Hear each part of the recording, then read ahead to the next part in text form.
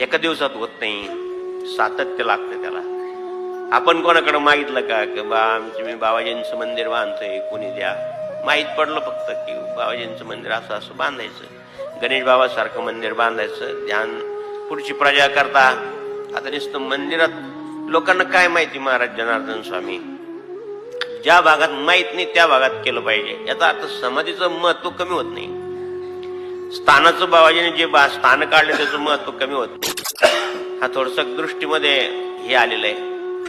बाबाजींच्या महानिर्वाणानंतर असं वाटलं की आता द्वैत निर्माण झालं, आणि किती म्हणून त्रास झाला महाराज. 15 वर्ष कुठं जरी गेलो तरी लोक समोर बसलं तरी कोणी यायचं नाही. कडेवाले लोक, गाडी अशी उभी राहिली, बाजीवर झोपलेलं एक सद्ग्रस्त, कड हातामध्ये, आपण त्याच्या डोक्यापाशी उभं, पायापाशी उभं, मोठा स्पीकर लावला तरी त्यानं डोळे उघडले नाही.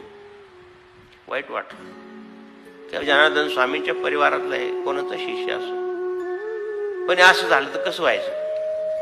म्हणून तिथे हृदय आटायचं महाराज, पाणी आटायचं. काय भेद निर्माण झाला, काय वेगळं आहे जनार्दन स्वामीचं ना आपलं.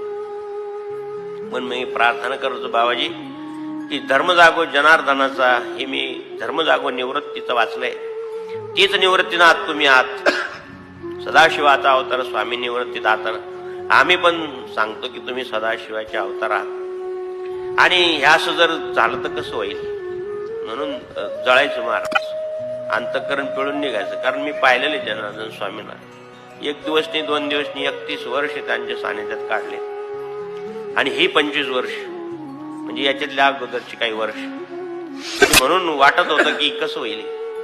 पण त्यांच्या शक्ती स्फूर्तीनं महाराज, ती देशमुख कंपनी अशी आहे की कोणाला